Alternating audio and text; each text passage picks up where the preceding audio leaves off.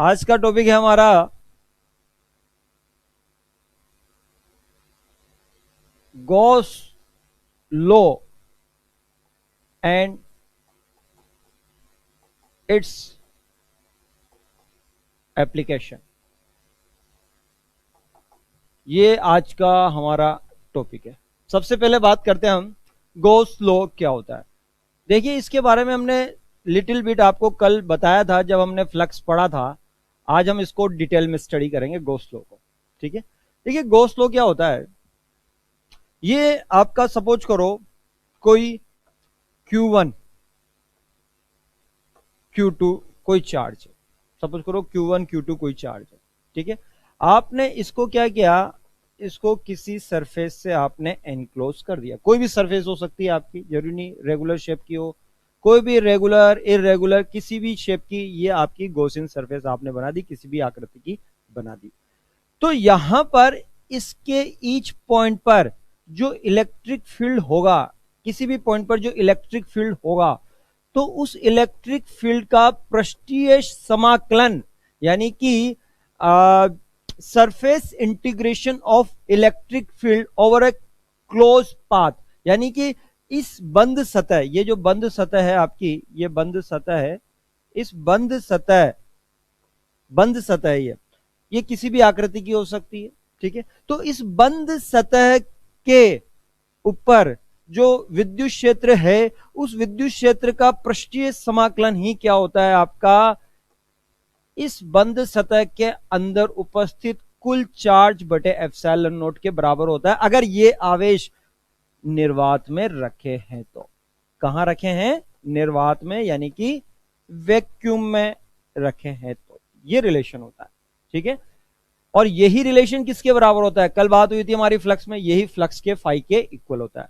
तो ये आपका E डॉट dA का बंद पृष्ठ पर जो है विद्युत क्षेत्र का पृष्ठीय समाकलन ही कहलाता है, और ये होता है Q in upon epsilon not. अगर मैं यहां पर बात करूं तो इसके लिए ये हो जाएगा आपका E डॉट dA। अब इस बंद पृष्ठ के अंदर जो कुल आवेश है वो है Q1 plus Q2 upon epsilon naught, ये हो जाता है। बात समझ में आई? तो ये गॉस लॉ क्या है, कोई भी आपने बंद पृष्ठ लिया, अब उस बंद पृष्ठ के अंदर कोई उपस्थित आवेश है, आवेश उपस्थित है। ठीक है, तो इस बंद पृष्ठ का, जो बंद पृष्ठ है, इसके पृष्ठ पर जो विद्युत क्षेत्र का पृष्ठीय समाकलन होगा वही किसके बराबर होगा, इसके अंदर उपस्थित कुल आवेश बटे एप्सिलॉन नॉट के बराबर होता है। यही गॉस ने एक नियम दिया था, ये नियम आपका ये है। ठीक है, चलिए अब इस पर बेस पहले सबसे पहले कुछ फंडामेंटल न्यूमेरिकल करते हैं। जैसे कि ये Q1 Q2, ठीक है, ये Q1 Q2 और ये Q3, तीन आवेश लिए। ठीक है, अब आपने यहां पर ये क्या बनाई, एक गॉसियन सरफेस ये बना दी। गॉसियन सरफेस वो कहलाती है जिससे आप इसको क्या करते हैं, आवेशों को परिबद्ध करते हैं, तो इसको बोलते हैं गॉसियन सरफेस। अब ये जो गॉसियन सरफेस है, ये गॉसियन सरफेस जरूरी नहीं है कि किसी निश्चित आकृति की हो, ये कोई भी हो सकती है। तो गॉसियन सरफेस ये होगी Q1 Q2 के लिए। ठीक है, अब यहां पर इस पॉइंट पर जो विद्युत क्षेत्र होगा, ठीक है ना, वो विद्युत क्षेत्र ज्ञात करना है। तो इसके लिए क्या करते हैं हम, अगर इसके लिए आपको यहां पर इस किसी बिंदु पर विद्युत क्षेत्र ज्ञात करना है, तो यहां पर करते हैं हम E dot dA equals to Q in upon epsilon naught. तो इसका बंद पृष्ठ पर विद्युत क्षेत्र का पृष्ठीय समाकलन Q इन कितना है, Q1 प्लस Q2, तो Q1 plus Q2 upon epsilon naught ये आएगा। ये बात समझ में? मतलब ये जो फ्लक्स होता है, यहां से जो बल रेखाएं बाहर निकलेगी, इन दोनों आवेशों के कारण बाहर निकलेगी, ये बाहर निकलेगी। ठीक है, ये बाहर निकलेगी। इस Q3 के कारण जितनी प्रवेश करेगी उतनी ही बाहर निकल जाएगी। तो इस Q3 के कारण इससे गुजरने वाला कुल फ्लक्स क्या होगा, शून्य होगा। लेकिन इस Q1 और Q2 के कारण कुल फ्लक्स शून्य नहीं होगा, सिर्फ बल रेखाएं बाहर निकल रही, यानी कि फ्लक्स क्या होगा, धनात्मक होगा। इसके कारण कितना होगा, जितना ऋणात्मक होगा उतना ही क्या होगा, धनात्मक होगा। इसलिए हम यहां पर फ्लक्स, जब ये फ्लक्स के इक्वल होता है तो हम यहां पर क्या लेते हैं, सिर्फ अंदर वाला आवेश ही लेते हैं, बाहर वाला आवेश नहीं लेते हैं। ठीक है। लेकिन अगर आपसे पूछा जाए कि इस बिंदु पर जो विद्युत क्षेत्र है वो अंदर वाले आवेशों के कारण होगा या बाहर वालों के कारण भी होगा, तो इसका राइट आंसर होगा अंदर वाले आवेशों और बाहर वाले आवेशों दोनों के कारण होता है। तो यहां पर जो विद्युत क्षेत्र होगा, ये पॉइंट याद रखना, थ्योरेटिकल पॉइंट है, कि अगर गाउसीय पृष्ठ पर, इस गाउसीय सतह यानी कि गाउसीय पृष्ठ पर किसी भी बिंदु पर जो विद्युत क्षेत्र होगा वो अंदर वाले आवेशों के कारण होगा या सिर्फ बाहर वाले के कारण होगा या दोनों के कारण, तो दोनों के कारण होगा, अंदर वालों के कारण भी होगा और बाहर वालों के कारण भी होगा। लेकिन अगर फ्लक्स की बात होती है, ये फ्लक्स लेते हैं हम, जहां पर ये गाउस का नियम लगाते हैं, उसमें हम सिर्फ क्या लेते हैं, अंदर वाला आवेश ही लेते हैं, क्योंकि बाहर वाले आवेश का तो जितना फ्लक्स प्रवेश करता है उतना ही बाहर निकल जाता है, तो कुल फ्लक्स इसके कारण तो शून्य। तो हम फ्लक्स के कॉन्सेप्ट के अकॉर्डिंग गॉस थ्योरम लगाते हैं, तो अंदर वाला आवेश लेते हैं। लेकिन विद्युत क्षेत्र अंदर वालों के कारण भी होगा, बाहर वालों के कारण भी होगा। अब देखिए, सबसे पहले आपको ये पॉइंट्स याद रखना है कि जब आपको किसी वस्तु पर आवेश दिया हो तो उसकी गॉसीय सतह किस किस प्रकार की बनानी चाहिए फॉर इजी कैलकुलेशन, तो हमें सबसे पहले वो समझ लेना चाहिए। इधर तो लेता हूं मैं ऑब्जेक्ट, भाई किस प्रकार की होनी चाहिए वस्तु की आकृति, और उसके लिए गॉसीय पृष्ठ, गॉसियन सरफेस किस प्रकार की होगी उसको बोलेंगे हम गाउसीय पृष्ठ, किस प्रकार का होगा इसके बारे में बात करके। देखिए, अगर आपको कोई बिंदु आवेश दिया, यानी कि वस्तु जो है वो बिंदु आकार की, उस पर आवेश है, तो सबसे पहले है वस्तु आपकी पॉइंट ऑब्जेक्ट, पॉइंट ऑब्जेक्ट यानी कि बिंदु आकार या बिंदु आकृति। तो इसके लिए जो गॉसीय पृष्ठ बनती है वो बनती है स्फेरिकल, स्फेरिकल यानी कि गोलाकार, ये याद रखना बिंदु के लिए। अगर आवेश किसी स्फेरिकल ऑब्जेक्ट पे है तो ये स्फेरिकल यानी कि गोला है, ठीक है। तो इसके लिए भी सेम बनती है, स्फेरिकल यानी कि गोलाकार बनेगी। तो जब भी बिंदु आवेश हो या आवेश किसी गोलाकार वस्तु पे है तो गाउसीय सतह आपकी गोलाकार यानी कि स्फेरिकल बनेगी, ठीक है। अब आपको है नेक्स्ट रेखीय, लीनियर, रेखीय आकृति है, तो उसके लिए बनती है बेलनाकार, सिलेंड्रिकल, ये याद रखना, सिलेंड्रिकल यानी कि बेलनाकार, सिलेंड्रिकल यानी कि बेलनाकार वस्तु ली, बेलनाकार वस्तु ली। तो बेलनाकार वस्तु के लिए गॉसीय पृष्ठ भी क्या बनता है, बेलनाकार ही बनता है भाई, याद रखें, ये पॉइंट आपको याद रखने हैं भाई, गॉस के नियम और उसकी एप्लीकेशन के लिए ये याद रखना, ठीक है। अब आप लेते हैं कोई शीट ली आपने या कोई प्लेट ली, ठीक है, जैसे कि पृष्ठ, कोई भी पृष्ठ लिया आपने, तो उसके लिए आप बना सकते हैं क्यूब, बना सकते हैं क्यूबॉइड, बना सकते हैं और सिलेंड्रिकल सरफेस बना सकते हैं,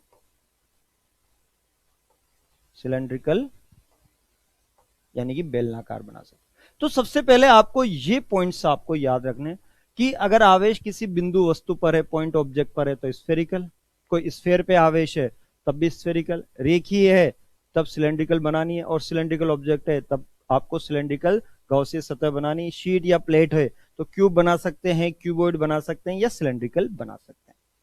चलिए अब बात करते हैं हम इसकी application, application of Gauss theorem, Gauss law. सबसे पहले बात करते हैं हम इलेक्ट्रिक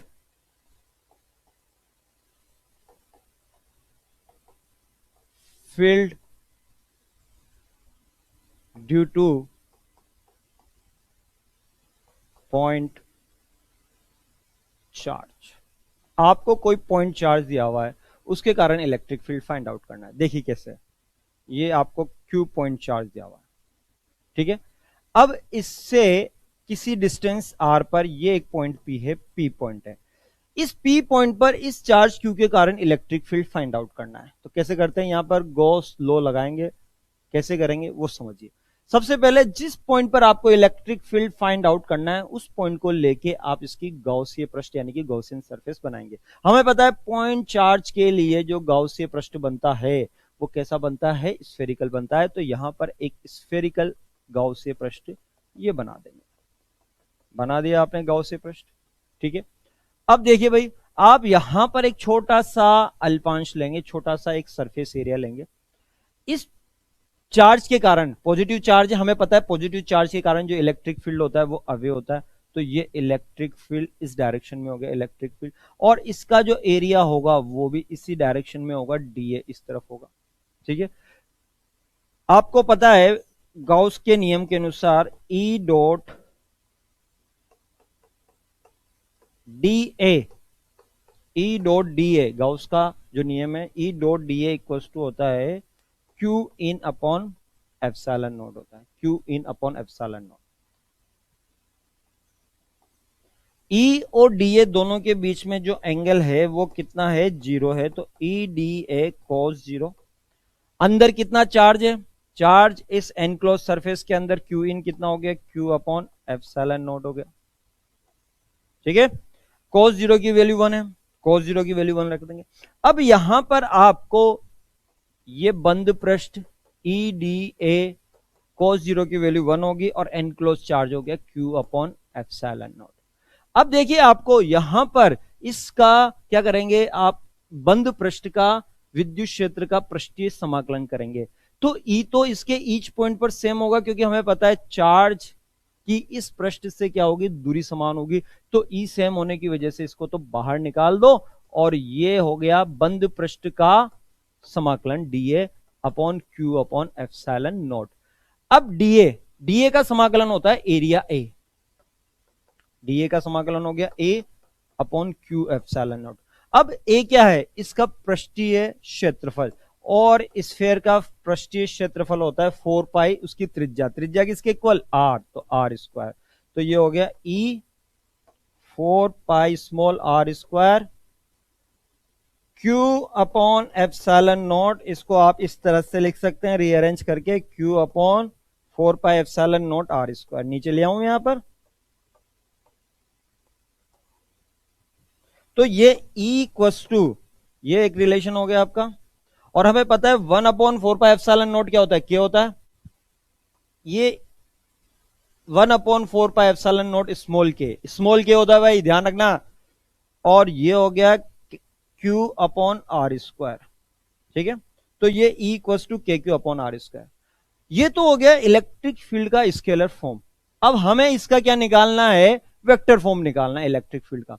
तो वेक्टर फॉर्म कैसे निकालते हैं भाई, धनात्मक आवेश के कारण विद्युत क्षेत्र क्या है, दूर की तरफ है, दूर की तरफ है। तो इसको इलेक्ट्रिक फील्ड को वेक्टर फॉर्म में ऐसे लिखते हैं, ये तो स्मॉल के हो गया क्यू अपॉन आर स्क्वायर। ये तो हो गया इलेक्ट्रिक फील्ड का मैग्नीट्यूड यानी कि परिमाण, ठीक है।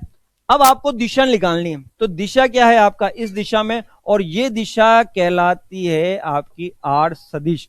तो आपको पता है दिशा आपको रिप्रेजेंट करनी है, तो इस आर सदिश का इकाई सदिश से निरूपित होती है। तो ये आर कैप ये हो जाती है, ई इक्वल्स टू के Q upon are square r cap, ये इसका सदिश रूप हो गया, ठीक है।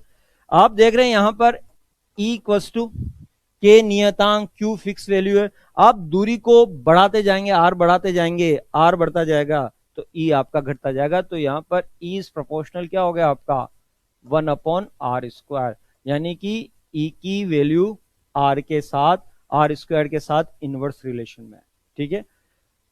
अब यहां पर ग्राफ प्लॉट करते हैं, तो भाई आर इंक्रीज करूंगा तो ई की वैल्यू क्या होगी, डिक्रीज होती जाएगी।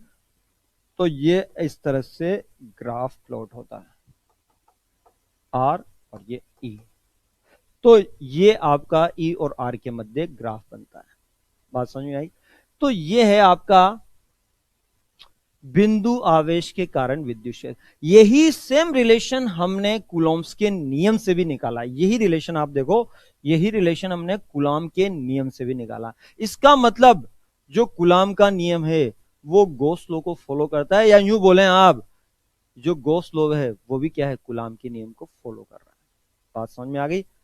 तो ये फॉर्मूले आपको याद रखने। ये हम ऑलरेडी इलेक्ट्रिक फील्ड की वैल्यू जो हमने पॉइंट चार्ज की निकाली थी कूलॉम के नियम से, वहां पर भी यही आ गई, ये एक बार और आ गया।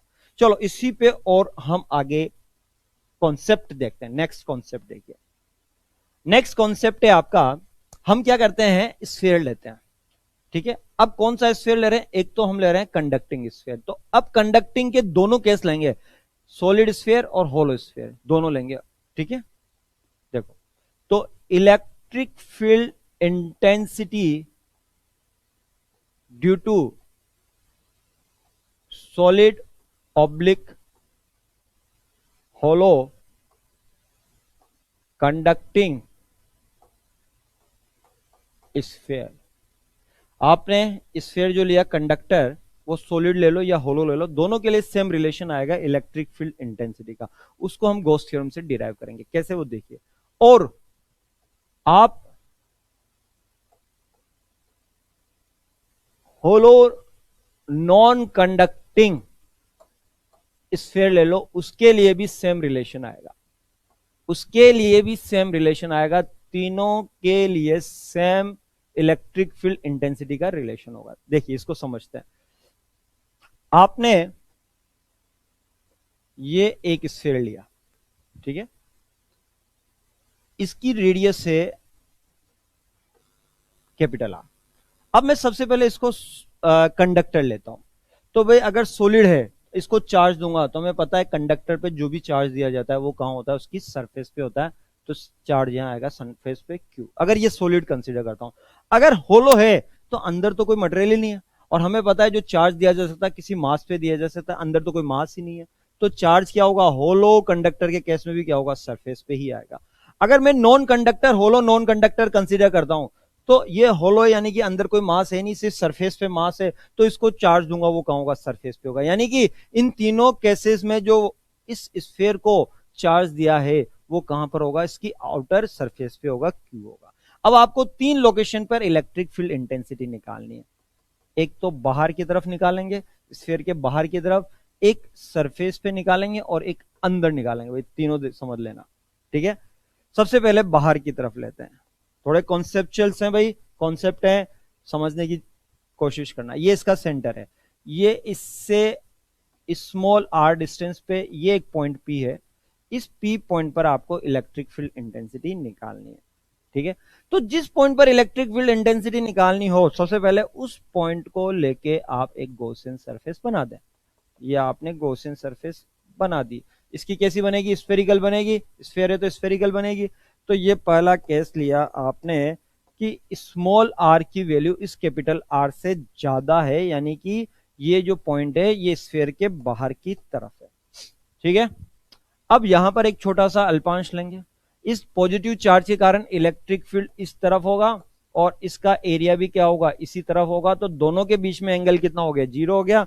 तो आप इसको ऐसे लिख सकते हैं, ई डॉट डी ए को ई डी ए कॉस 0 और charge enclose Q in upon epsilon not, ऐसे लिख सकते हैं। cos 0 की वैल्यू तो 1 होगी।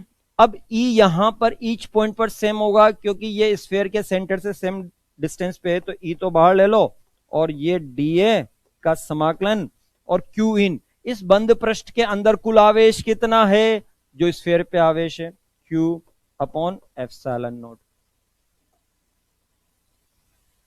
ठीक। E dA, अब यहां पर E as it is dA, dA का मतलब क्या है, dA का पूरे बंद पृष्ठ का समाकलन करेंगे, एरिया का समाकलन करेंगे। तो dA का समाकलन क्या हो गया, A, और A की वैल्यू अभी हमने बात की कितना होता है, 4 पाई, इसकी रेडियस किसके बराबर है, स्मॉल r, तो 4 पाई r स्क्वायर, और ये हो गया Q अपॉन एप्सिलॉन नॉट।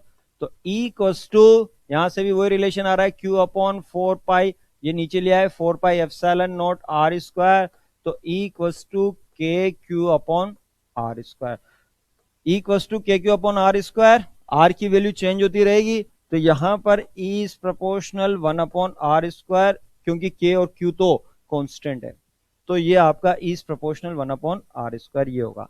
ये कहां है, ये बाहर की तरफ है, इलेक्ट्रिक फील्ड जो है स्फीयर के बाहर की तरफ है, ठीक। चलिए अब बात करते हैं हम सरफेस पे यहां पर, तो भाई सेकंड पॉइंट लेते हैं हम, small r equals to capital R, यानी कि अब जो आप डिस्टेंस ले रहे हो वो यहां पे ले रहे हो, इस पॉइंट पर आपको इलेक्ट्रिक फील्ड निकालना है स्फीयर के सेंटर पर। तो जिस पॉइंट पर इलेक्ट्रिक फील्ड निकालना होता है उस पॉइंट को लेके आप एक गॉसियन सरफेस बना देते हैं। तो इस स्फीयर के जस्ट बाहर की तरफ, जस्ट बाहर आपने एक गॉसियन सरफेस बना दी स्फेरिकल, ठीक है, जिसकी डिस्टेंस किसके इक्वल होगी, कैपिटल आर के इक्वल होगी। तो यहां पर फिर आप लगाएंगे वही बंद पृष्ठ से ई डी ए, आप अल्पांश लेते हैं एक छोटा सा अल्पांश, उसमें भी ई की दिशा इस तरफ, डी ए की दिशा इस तरफ, ई और डी ए दोनों बाहर की तरफ होगा, दोनों के बीच में एंगल 0 हो गया।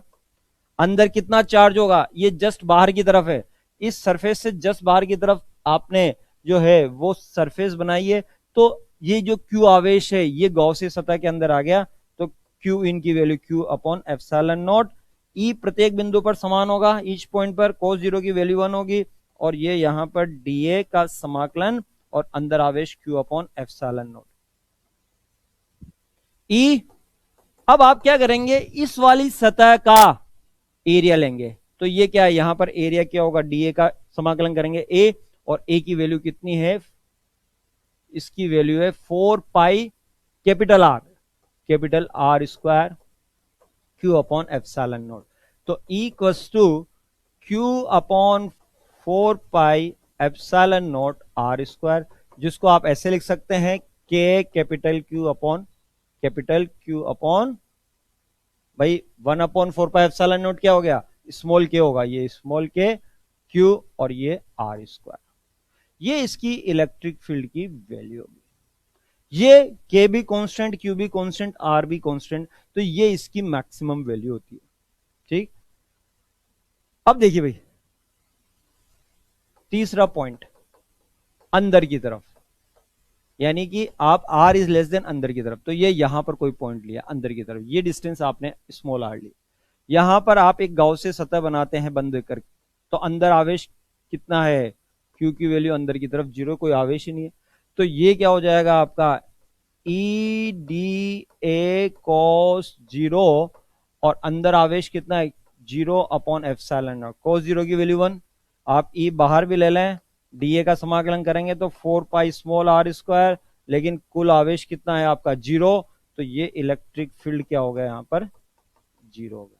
तो अंदर की तरफ यहां सेंटर से लेके सरफेस तक जब तक नहीं आते तब तक इलेक्ट्रिक फील्ड कितना होगा 0 होगा, सरफेस पे मैक्सिमम होगा, और बाहर की तरफ के क्यू अपॉन आर स्क्वायर होगा। तो इसका अगर ग्राफ प्लॉट करें,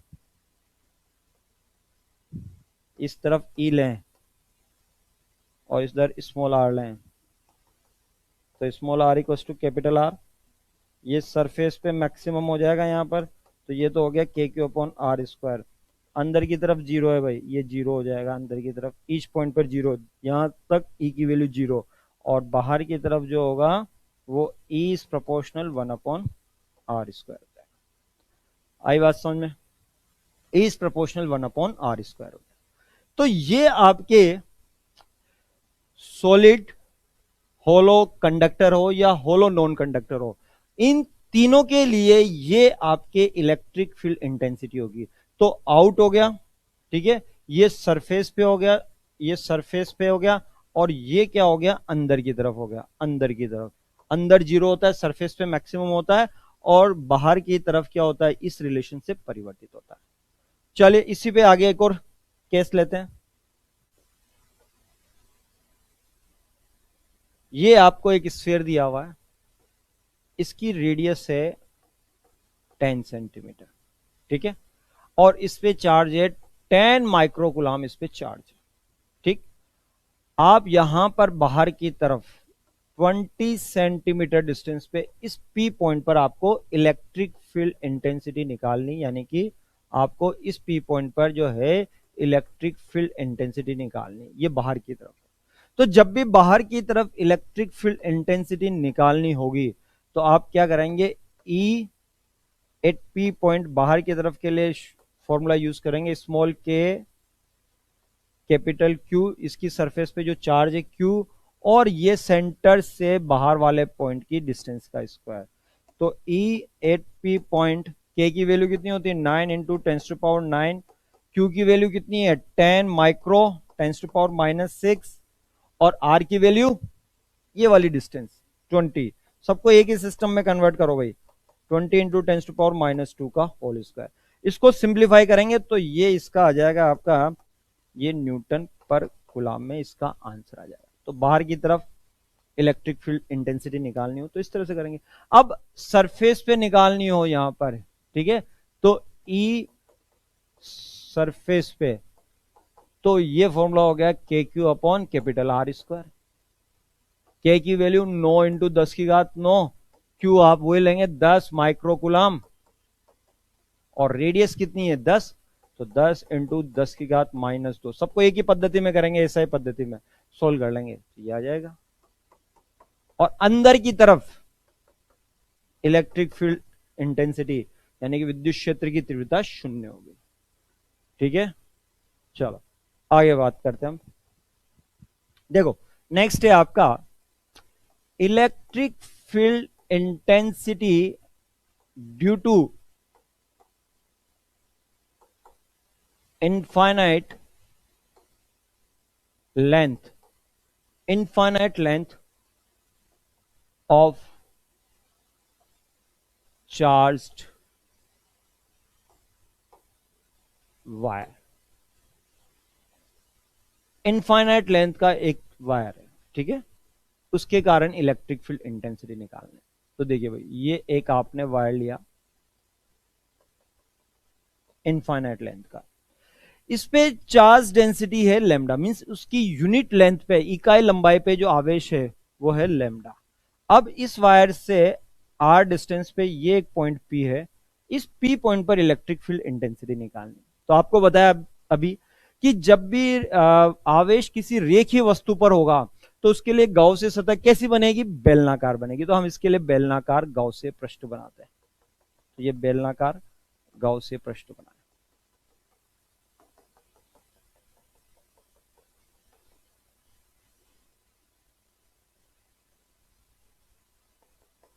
इस पे रेखीय आवेश घनत्व लैम्डा होगा। भाई इसकी 3 सतह होगी, एक सतह तो ये होगी, एक सतह ये होगी, और एक वक्राकार होगी। ठीक है, तो यहां पर कॉन्सेप्ट अप्लाई करें गॉस का नियम, तो E dot D A equals to q in upon epsilon naught, ये होता। इसका मतलब ई डॉट डी ए यानी कि इस बंद सतह पर विद्युत क्षेत्र का आप पृष्ठीय समाकलन करेंगे तीनों सतह पर। ठीक है, तो ये सतह नंबर 1 ले लो, ये 2 ले लो, और ये 3 ले लो, और इसके अंदर उपस्थित कुल आवेश। ठीक है, तो इस बेलनाकार जो पृष्ठ बनाया इसकी लंबाई हमने ले ली एल। ठीक है, और इसकी रेडियस तो होगी स्मॉल आर होगी। चलिए बंद पृष्ठ का निकालेंगे, तो हम इसको लिखेंगे ई डॉट डी ए, इस पृष्ठ 1 का यहां पृष्ठ 1 लिख देंगे, plus E dot D A, ये पृष्ठ 2 का लिख देंगे, पृष्ठ 2 का लिख देंगे। इसी तरह से पृष्ठ 3 का भी क्या हो गया, E dot D A equals to q in upon epsilon naught, ये हो गया। अब पृष्ठ 1 का निकाला है, तो भाई इस चार्ज के कारण जो विद्युत क्षेत्रों का धनात्मक आवेश है, इसके कारण यहां पर एक अल्पांश लेते हैं। इस अल्पांश का एरिया इस तरफ हो गया और विद्युत क्षेत्र भी इसी दिशा में हो गया। ई और डी ए दोनों की दिशा में हो गया, दोनों के मध्य कोण हो गया 0। तो ये हो गया आपका पृष्ठ 1 से ई डी ए कॉस 0। ठीक है, प्लस अब पृष्ठ 2 से देखें तो इसके कारण विद्युत क्षेत्र तो इस दिशा में और क्षेत्रफल इस दिशा में, तो दोनों के मध्य कोण कितना हो गया 90 डिग्री हो गया। एरिया इस तरफ, ई इस तरफ, तो ये पृष्ठ 2 से जो है वो ई डी ए कॉस 90 हो गया, और हमें पता है cos 90 की वैल्यू क्या होती है 0 होती है। इसी प्रकार से पृष्ठ 3 से भी क्या होगा, इस चार्ज के कारण ई तो इस तरफ हो गया और एरिया इस तरफ हो गया। तो यहां पर भी 90 डिग्री कोण हो गया। तो यहां पर भी क्या हो गया आपका पृष्ठ 3 से ई डी ए कॉस 90 और Q in upon epsilon not. Cos 90 का मान 0 तो ये शून्य हो गया, कॉस 90 का मान 0 हो गया तो ये शून्य हो गया। अब cos 0 की वैल्यू 1 होगी। ई तो प्रत्येक बिंदु पर इस बेलनाकार पृष्ठ के प्रत्येक बिंदु पर समान होगा क्योंकि इस से ये समान दूरी पर है दोनों तरफ। तो ई तो बाहर ले लो और डीए का समाकलन करेंगे तो इस बेलनाकार पृष्ठ का पृष्ठीय क्षेत्रफल होगा। तो डीए का समाकलन करेंगे यानी कि इस पूरे का एरिया लेंगे। तो बेलन का जो वक्रीय पृष्ठ होता है उसका क्षेत्रफल होता है 2 पाई आर। ये तो हो गया 2 पाई आर और इसकी ये लंबाई एल। ये 0 हो ही गया, ये 0 हो ही गया। अब इसके अंदर उपस्थित आवेश कितना होगा? तो ये लंबाई कितनी है? एल, और इकाई लंबाई पर आवेश कितना दिया हुआ? लैम्डा।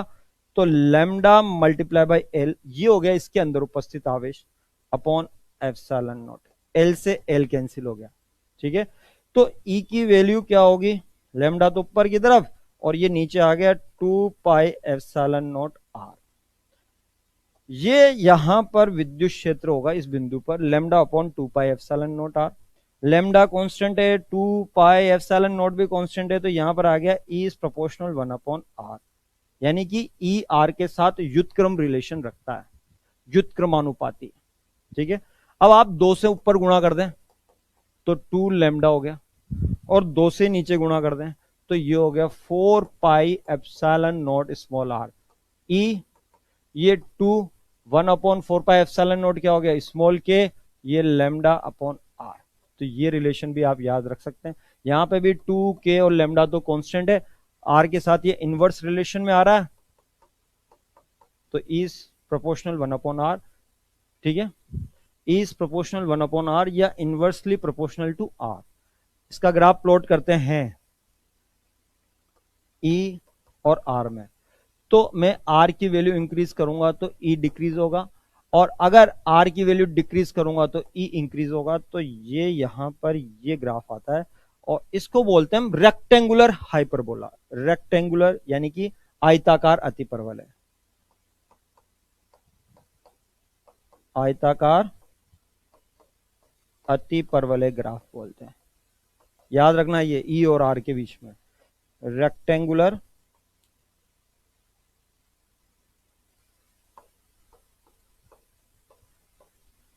हाइपरबोला, ये ग्राफ होता है। आई बात समझ? चलिए इसी पे और आगे बात करते हैं। तो इसमें आपको रिलेशन ये याद रखने हैं, ई इक्वल्स टू 2 के लैम्डा बाई आर, ठीक है, और ये आपके E equals to lambda upon 2 pi epsilon naught r. ये आपके जो है वो एप्लीकेशन हो रखी है, गॉस लॉ की एप्लीकेशन है। चलिए नेक्स्ट है आपके electric field intensity due to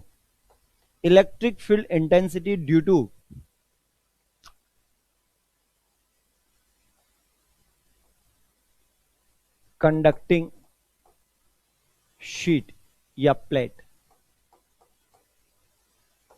electric field intensity due to conducting sheet और प्लेट। चलिए इसको समझते हैं, ये बड़ा ही इंपॉर्टेंट कॉन्सेप्ट है, इसको समझिए। ये आपको एक प्लेट दी,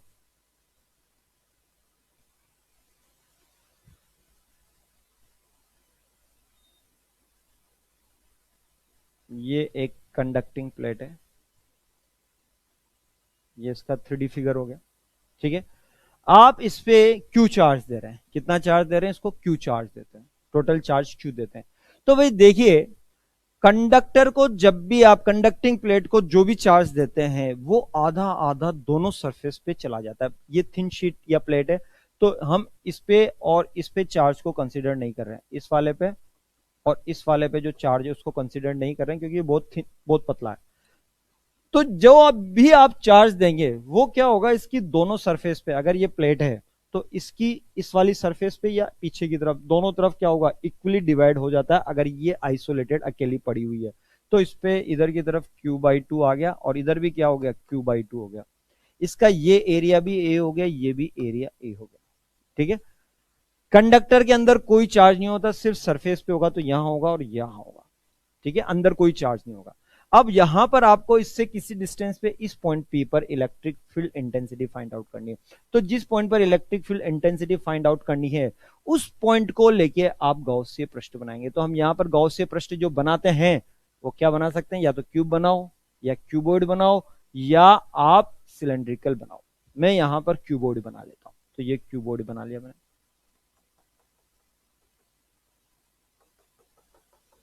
क्यूब बना सकते हैं, क्यूबॉइड बना सकते हैं, सिलेंड्रिकल बना सकते हैं।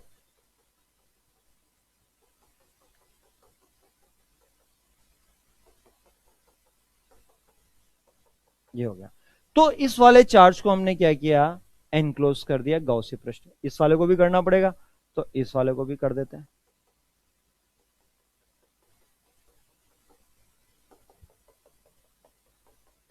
ये मैंने दोनों तरफ की सरफेसेस को एनक्लोज कर दिया, ठीक है। अब देखिए, इस वाले चार्ज के कारण इलेक्ट्रिक फील्ड इस तरफ निकलेगी और इस वाले चार्ज के कारण इलेक्ट्रिक फील्ड लाइंस इस तरफ निकलेगी। देखिए, अब आपकी कौन कौन सी सरफेसेस है, ये सरफेस 1 और ये है सरफेस 2। बाकी की जो सरफेसेस हैं, ऊपर वाली, नीचे वाली, पीछे वाली, आगे वाली, ये 4 तरह की सरफेसेस और होगी। तो यहां पर गाउस का नियम लगाते हैं, E dot D A equals to q in upon epsilon naught. तो इस वाले चार्ज के कारण इलेक्ट्रिक फील्ड पॉजिटिव है, इसके कारण इलेक्ट्रिक फील्ड इस तरफ होगा और इसका एरिया भी क्या होगा, इस तरफ होगा, दोनों एक तरफ होगा। इस वाले चार्ज के कारण इलेक्ट्रिक फील्ड इस तरफ होगा और इस वाली सरफेस का एरिया भी इस तरफ होगा। इलेक्ट्रिक फील्ड एरिया इस तरफ, इसका भी इलेक्ट्रिक फील्ड एरिया इस तरफ हो गया।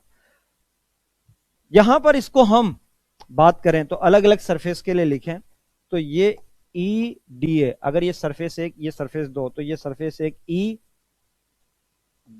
डी ए और दोनों के बीच में एंगल कितना है, 0, cos 0। इसी तरह से इसमें भी सरफेस 2 के लिए भी E D A cos 0 plus. अब ये वाली सरफेस, नीचे वाली सरफेस, पीछे वाली, आगे वाली, इनके बारे में बात करें तो देखो, यहां पर इस प्लेट के कारण इलेक्ट्रिक फील्ड यहां पर इस तरफ होगा, ऊपर वाली सरफेस पे, एरिया इस तरफ होगा, तो एंगल कितना हो गया, 90 डिग्री। तो इसके कारण कोई भी वैल्यू नहीं आएगी, ई डी ए cos 90 की वैल्यू 0। सेम इसी प्रकार से इसके कारण ई इस तरफ और डी ए एरिया इस तरफ, तो इसमें भी एंगल कितना हो गया, 90 डिग्री हो गया। तो यहां पर ये ऊपर वाली, नीचे वाली, ये दोनों, पीछे वाली, आगे वाली, इनसे कोई फ्लक्स पास नहीं होगा क्योंकि एंगल कितना है, 90 डिग्री है। तो इन सब के कारण क्या होगा, मैं 0 ले लेता हूं। तो इन सब के कारण जो है ई डी ए cos 90 की वैल्यू 0 होगी, ठीक है। तो ये मैंने यहां पर ये 0 लिया। ये किसके इक्वल होगा, क्यू इन। अब इस पूरी बंद पृष्ठ के अंदर क्यू इन कितना है, क्यू है, तो क्यू अपॉन एप्सिलॉन नॉट हो गया, क्यू अपॉन एप्सिलॉन नॉट हो गया। ई डी ए cos 0, तो ये यहां पर cos 0 की वैल्यू 1, ई ईच पॉइंट पर सेम होगा यहां पर, ठीक है। डीए का समाकलन करेंगे तो डीए का समाकलन हो गया, यानी कि इस पृष्ठ का क्षेत्रफल, पृष्ठ का क्षेत्रफल कितना होगा, जो प्लेट का होगा वही इस सरफेस का होगा, तो ये ई ए हो गया। प्लस यहां पर भी क्या हो गया, cos 0 की वैल्यू तो 1 होगी, डीए और ई, तो ई और डीए का समाकलन करेंगे तो इसका पृष्ठीय क्षेत्रफल कितना हो गया, ए। तो ये ए इक्वल्स टू कुल आवेश कितना है, क्यू अपॉन एप्सिलॉन नॉट। तो ये हो गया आपका 2E A equals to Q upon epsilon naught. तो E इक्वल्स टू कितना हो रहा है आपका, Q upon 2A epsilon naught, ये आ रहा है। E equals to Q, 2A नीचे लिया, एप्सिलॉन नॉट ये हो गया। अब देखिए, हमें पता है इस प्लेट पे जो सरफेस चार्ज डेंसिटी होगी, पृष्ठीय आवेश घनत्व, वो क्या होता है, तो इसका पृष्ठीय आवेश घनत्व जितना होगा उतना ही पीछे वाले का भी होगा, दोनों का सेम होगा क्योंकि चार्ज भी सेम है और एरिया भी सेम है। तो सिग्मा इक्वल्स टू क्या हो गया, क्यू अपॉन 2, ये तो चार्ज हो गया और एरिया ए हो गया। ये वैल्यू यहां पर पुट करें तो E equals to Q upon 2A की वैल्यू कितनी होती है, सिग्मा अपॉन एप्सिलॉन नॉट। तो ये कंडक्टर के कारण इससे किसी डिस्टेंस पे जो है इलेक्ट्रिक फील्ड इंटेंसिटी निकली सिग्मा अपॉन एप्सिलॉन नॉट। आप देख रहे हैं सिग्मा भी कांस्टेंट है, एप्सिलॉन भी कांस्टेंट है, ये डिस्टेंस पे डिपेंड कर ही नहीं रहा। मींस आप इलेक्ट्रिक फील्ड यहां निकालो, यहां निकालो, यहां निकालो, किसी भी डिस्टेंस पे निकालो, इलेक्ट्रिक फील्ड इंटेंसिटी कांस्टेंट रहेगी। तो ये कहलाता है आपका यूनिफॉर्म इलेक्ट्रिक फील्ड कहलाता है।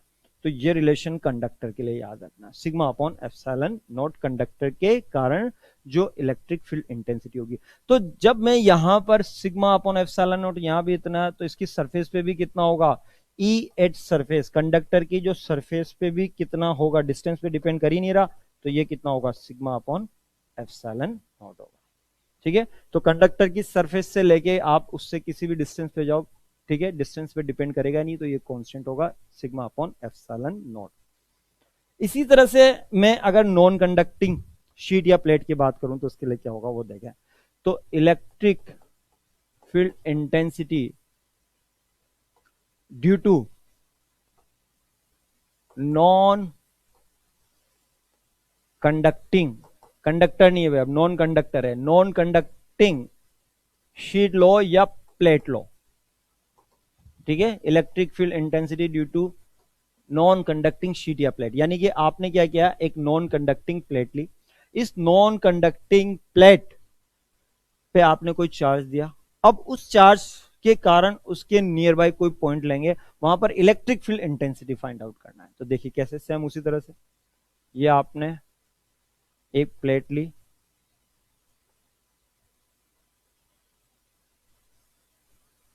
ये नॉन कंडक्टिंग प्लेट ली, इसका एरिया ए है, ठीक है, दोनों तरफ एरिया हो गया ए। लेकिन अब आप इसको क्या दे रहे हैं, पतली प्लेट है, इसको चार्ज दे रहे हैं क्यू। तो नॉन कंडक्टर के अंदर जो चार्ज होता है वो तो इसके वॉल्यूम में होता है, तो इसके वॉल्यूम में क्यू हो गया। अब इस क्यू के कारण इलेक्ट्रिक फील्ड लाइंस इधर भी जाएगी और इस क्यू के कारण इलेक्ट्रिक फील्ड लाइंस इधर भी जाएगी। तो आपको इससे किसी डिस्टेंस पी पॉइंट पर, ये यहां पर कोई पॉइंट लेंगे पी पॉइंट, उस पर electric field intensity find out करनी है। तो भाई इसके लिए क्या करेंगे, आप इसकी गॉसियन सरफेस बनाएंगे, और कैसे बनेगी, क्यूबॉइड बनेगी, तो बनाओ क्यूबॉइड। ये क्यूबॉइड गॉसियन सरफेस बना दो,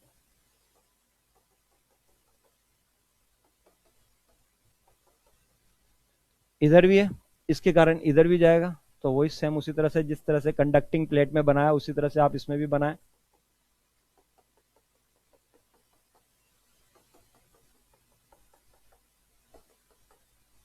ठीक है, इस क्यू के कारण फील्ड लाइंस इधर भी पास होगी और इधर भी पास होगी, तो इसके कारण इलेक्ट्रिक फील्ड यहां पर इस पॉइंट पर ई इस तरफ भी है, एरिया इस तरफ भी हो गया इसका एरिया, इसके कारण ई इस तरफ ही हो गया और एरिया ये इस तरफ भी हो गया, ई और ए का डायरेक्शन दोनों तरफ सेम हो गया। वही सेम बंद पृष्ठ से E dot D A equals to q in upon epsilon naught. सबसे पहले आप इस पृष्ठ 1 का, ये पृष्ठ 2 का, तो इसको लिखेंगे 1 पृष्ठ से ई डी ए कॉस 0, ई और ए दोनों के बीच में एंगल 0। पृष्ठ 2 से, उससे भी क्या होगा, ई डी ए कॉस 0। अब ये पृष्ठ बाकी की पृष्ठ से आप देखेंगे तो वही सेम बात, ई इस तरफ ए इस तरफ, तो ये क्या हो गया, 90 डिग्री हो गया। तो बाकी की सब पृष्ठ से कितना होगा, 0 हो जाएगा, और एनक्लोज चार्ज कितना अंदर की तरफ, total Q upon epsilon not है। कुल आवेश कितना अंदर है, capital Q upon epsilon not. cos 0 की वैल्यू 1, तो यहां पर क्या होगा, ई डी ए का समाकलन हो जाएगा ए क्या लेंगे, इसका एरिया, इसका एरिया कितना है, जो इस प्लेट का एरिया होगा वो इसका एरिया होगा, क्यूबॉइड है।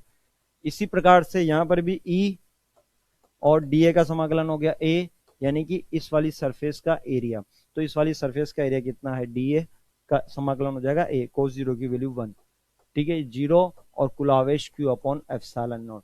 तो ये हो गया 2EA q upon epsilon naught, q upon epsilon naught, ठीक, E equals to Q upon 2A epsilon naught. ये यहां पर भी वही रिलेशन आ रहा है, लेकिन अब आगे देखेंगे तो कुछ रिलेशन चेंज होगा। अब ये क्यू आवेश है इस पतले नॉन कंडक्टर पे, ठीक है, इसके ऊपर उपस्थित है, तो इसका सिग्मा जो होगा, सिग्मा इसके अंदर जो सिग्मा होगा वो हो जाएगा क्यू अपॉन ए ही होगा। तो यहां पर Q अपॉन ए की वैल्यू क्या रखेंगे, सिग्मा रखेंगे। तो E इक्वल्स टू हो गया आपका सिग्मा अपॉन 2 एप्सिलॉन नॉट। यहां पर जो वैल्यू आएगी वो होगी सिग्मा अपॉन 2 एप्सिलॉन नॉट, और कंडक्टर में आती थी sigma upon epsilon not, non conductor में होगा सिग्मा अपॉन 2 एप्सिलॉन नॉट। आप देख रहे हैं ये भी डिस्टेंस पे डिपेंड नहीं कर रहा, आर पे कहीं डिपेंड नहीं कर रहा, तो ये भी क्या होगा आपका यूनिफॉर्म इलेक्ट्रिक फील्ड होगा, यानी कि एक समान विद्युत क्षेत्र उत्पन्न करेगा। तो इसकी सरफेस से लेके आप किसी भी डिस्टेंस पे दोनों तरफ चले जाएं, इलेक्ट्रिक फील्ड सेम होगा सिग्मा अपॉन 2 एप्सिलॉन नॉट। ठीक है, अब हम करते हैं इन पर बेस कुछ कॉन्सेप्चुअल न्यूमेरिकल्स। देखिए, ये आपने दो कंडक्टिंग प्लेट ली, ठीक है, इस पे जो चार्ज डेंसिटी है वो सिग्मा है, और इस पे चार्ज डेंसिटी है माइनस सिग्मा, यानी कि इस पे आवेश घनत्व सिग्मा, इस पे आवेश घनत्व माइनस सिग्मा। ठीक, देखिए इससे पहले मैं आपको थोड़ा सा चार्ज रीडिस्ट्रीब्यूशन का कॉन्सेप्ट समझाता हूं, तो इसको भी हटाते हैं एक बार और पहले चार्ज रीडिस्ट्रीब्यूशन के कॉन्सेप्ट को समझते हैं। सपोज करो इस पे क्यू चार्ज है और इस पे माइनस क्यू चार्ज, ठीक है, तो ये दो प्लेट है, कंडक्टिंग प्लेट है, इन दोनों को जब आपने इंफिनिटी डिस्टेंस पे रखा हुआ, तो एक पर तो क्यू चार्ज है, दूसरे पे माइनस क्यू चार्ज है, तो इस पे जो जब ये दोनों बहुत दूर है एक दूसरे से, तो इस पर क्यू बाई टू इधर होगा, जब क्यू बाई टू इधर होगा, और जब ये भी एक दूसरे से दूर है तो माइनस क्यू बाई टू इधर होगा और माइनस क्यू बाई टू इधर होगा। लेकिन जब इन दोनों को एक दूसरे के पास में लाते हैं कंडक्टिंग प्लेट्स को, तो चार्ज का इनमें क्या होता है, पुनर्वितरण होता है, रीडिस्ट्रीब्यूशन होता है। कैसे होता है उस कॉन्सेप्ट को समझ लें। सबसे पहले क्या होता है, आप इस पूरे निकाय में जितना भी आवेश है उस कुल आवेश को जोड़ दें, Q माइनस क्यू, इस पे Q इस पे माइनस क्यू, दोनों को जोड़ दिया और इसको दो भागों में विभाजित कर दो, कर दिया दो भागों में विभाजित। इन दो भागों में विभाजित करने पर कुल आवेश कितना हो गया, शून्य हो गया। तो इनको बाहरी प्लेटों की बाहरी सतह, ये दोनों ही बाहरी प्लेट हैं, इनकी बाहरी सतह कौन सी, ये वाली और ये वाली, इन पे रख दो, तो ये इस पे 0 और इस पे भी 0 आवेश आ गया, आ गया 0 0 दोनों पर आ गया। चलिए, अब हमें पता है ये प्लेट आइसोलेटेड है, यानी कि निर्गित है, ये प्लेट भी निर्गित है, ये किसी से फिजिकल कांटेक्ट में नहीं है, और हमें पता है किसी भी विलगित निकाय पर कुल आवेश क्या रहता है, संरक्षित रहेगा। अर्थात इस प्लेट पे कुल आवेश तो Q रहेगा, तो इधर 0 आ गया तो इधर कितना होगा, Q होगा, इधर 0 आ गया तो इधर कितना होगा, माइनस Q इस पे हो जाएगा, तो प्लस Q इस पे माइनस Q इस पे हो गया। तो अब इसका अगर एरिया A है और इसका भी एरिया A है, तो यहां पर आवेश घनत्व तो सिग्मा इधर होगा और इस पे क्या होगा, माइनस सिग्मा इस पे होगा। ठीक है, हमें पता है जो सिग्मा की वैल्यू होती है वो होती है Q अपॉन ए। ठीक है, तो इस पे Q अपॉन ए, इस पे माइनस Q अपॉन ए, तो माइनस सिग्मा ये आ गया। अब 3 पॉइंट ले रहे हैं, एक पॉइंट तो है ये P पॉइंट, एक पॉइंट है इन दोनों के बीच में R पॉइंट, और एक पॉइंट ले रहे हैं S पॉइंट। इन तीनों पॉइंट पर इलेक्ट्रिक फील्ड इंटेंसिटी निकालनी, P, R और S पे कुल इलेक्ट्रिक फील्ड विद्युत क्षेत्र की तीव्रता निकालनी। तो भाई एक और नया कॉन्सेप्ट आएगा, हमने अभी आपको बताया कि ये एक कंडक्टिंग प्लेट है, ठीक है, इधर आवेश था, इधर आवेश था, ठीक है, दोनों तरफ आवेश था, तो इधर सिग्मा, इधर भी सिग्मा था, दोनों तरफ आवेश सिग्मा था, और कुल कितना था, सिग्मा अपॉन एप्सिलॉन नॉट ई की वैल्यू थी। तो यहां पर जो इलेक्ट्रिक फील्ड इंटेंसिटी होगी, एक सतह के कारण और दो सतह, इन दोनों सतह के कारण इलेक्ट्रिक फील्ड इंटेंसिटी होती है। तो एक सतह के कारण जो इलेक्ट्रिक फील्ड इंटेंसिटी होती है वो आधी आधी होती है, यानी कि सिग्मा अपॉन 2 एप्सिलॉन नॉट होती है। ये पॉइंट समझ लो भाई, ये एक चालक है, इधर भी आवेश घनत्व तो सिग्मा है, इधर भी आवेश सिग्मा है, तो किसी पॉइंट पर इलेक्ट्रिक फील्ड इंटेंसिटी का ये रिलेशन निकाला था सिग्मा अपॉन एप्सिलॉन नॉट। इसका मतलब किसी पॉइंट पर जो इलेक्ट्रिक फील्ड इंटेंसिटी है एक सतह के कारण कितना होगा, सिग्मा अपॉन 2 एप्सिलॉन नॉट, दूसरी सतह के कारण भी क्या होगा, सिग्मा अपॉन 2 एप्सिलॉन नॉट, तब जाके ये बनता है सिग्मा अपॉन एप्सिलॉन नॉट। तो यहां पर इस वाली सरफेस के कारण ये धनात्मक आवेश है, इसके कारण इलेक्ट्रिक फील्ड इंटेंसिटी, इस धनात्मक के कारण जो इलेक्ट्रिक फील्ड इंटेंसिटी E1 होगा वो दूर की तरफ होगा, तो सिग्मा अपॉन 2 एप्सिलॉन नॉट ये होगा। और ये ऋणात्मक आवेश है, इसके कारण इलेक्ट्रिक फील्ड इंटेंसिटी ऋणात्मक के कारण क्या होती है, आवेश की ओर होती है, तो ये जो होगा E2 इक्वल्स टू क्या होगा, माइनस चिन्ह तो डायरेक्शन को बताता है, परिमाण जो हो गया वो कितना हो गया, ये भी सिग्मा अपॉन 2 एप्सिलॉन नॉट हो गया। तो इस बिंदु पर P बिंदु पर जो नेट होगा वो हो जाएगा E1 में से E2 को घटा देंगे, क्योंकि दोनों विपरीत दिशा में और दोनों का परिमाण समान है, तो ये हो जाएगा 0। इसी प्रकार से यहां पर बात करें तो इस चार्ज के कारण, इस धनात्मक के कारण E1 इधर की तरफ और इसके कारण E2 इधर की तरफ। E1 और E2 दोनों एक ही दिशा में होगा, धनात्मक के कारण दूर की ओर और ऋणात्मक के कारण पास की ओर। तो यहां पर E8 R पॉइंट, इस R पॉइंट पे E1 और E2 दोनों एक ही दिशा में होने के कारण जुड़ जाएंगे। तो E1 की वैल्यू होगी सिग्मा अपॉन 2 एप्सिलॉन नॉट, दूसरी की भी वैल्यू क्या होगी सिग्मा अपॉन 2 एप्सिलॉन नॉट। परिमाण लेंगे भाई E1 और E2 का, माइनस चिन्ह तो दिशा को बता रहा है, तो ये यहां पर क्या होगा E8R पॉइंट जो होगा सिग्मा अपॉन एप्सिलॉन नॉट। ठीक है, इसी प्रकार से S पॉइंट पे निकालें, S पॉइंट पे तो इस धनात्मक के कारण E1 इस तरफ होगा और इस ऋणात्मक के कारण आवेश की तरफ होगा E2, दोनों एक दूसरे को कैंसिल कर देंगे तो ES इक्वल टू क्या होगा E1 माइनस E2, तो ये क्या होगा 0 हो जाएगा। आई बात समझ में? तो ये है आपका एक बड़ा ही कॉन्सेप्चुअल क्वेश्चन कि जब भी आपको दो प्लेटें दी हो और उनके कारण उनके बीच में या बाहर की तरफ electric field intensity find out करनी है, तो उसका कॉन्सेप्ट ये होगा। चलो अब इसी पर एक और लास्ट न्यूमेरिकल लेते हैं, सेम ऐसा कैसे ही, और उसको सॉल्व कर देते हैं। देखो ये दो कंडक्टिंग प्लेट है आपकी, ये कंडक्टिंग प्लेट है, कंडक्टिंग प्लेट्स, इस पे Q चार्ज है और इस पे भी Q चार्ज है। आप इसके कारण इस P पॉइंट पर, इस R पॉइंट पर और इस S पॉइंट पर, ये 3 पॉइंट है, एक यहां है, एक यहां है, एक यहां है, इन तीनों पॉइंट पर electric field intensity find out करनी, ठीक है, यानी कि कुल विद्युत क्षेत्र की तीव्रता फाइंड आउट करनी। तो भाई सबसे पहले क्या करेंगे, हम चार्ज का रिडिस्ट्रीब्यूशन करेंगे, यानी कि आवेश का पुनः वितरण करेंगे। तो आवेश का पुनः वितरण करने के लिए सबसे पहले क्या करते हैं, हम निकाय में जो भी आवेश है उनको जोड़ देते हैं। तो जोड़ दो दोनों को और दो भागों में विभाजित कर दो, तो ये हो गया 2Q upon 2 equals to Q। अब ये जो आवेश आएगा इसको बाहरी प्लेटों की बाहरी सतह पे, दोनों बाहरी है तो इनकी बाहरी सतह पे रख देते हैं। तो बाहर वाली सतह ये Q हो गया, ये भी Q हो गया। अब दोनों प्लेट का एरिया क्या है, सेम है A, और इसका भी A, तो इस पे चार्ज डेंसिटी जो होगी सिग्मा, और इस पे भी क्या होगी सिग्मा होगी, और सिग्मा की वैल्यू कितनी होगी Q अपॉन A होगी। ठीक है, अब इस चार्ज के कारण और इस चार्ज के कारण यहां पर इलेक्ट्रिक फील्ड इंटेंसिटी निकालनी।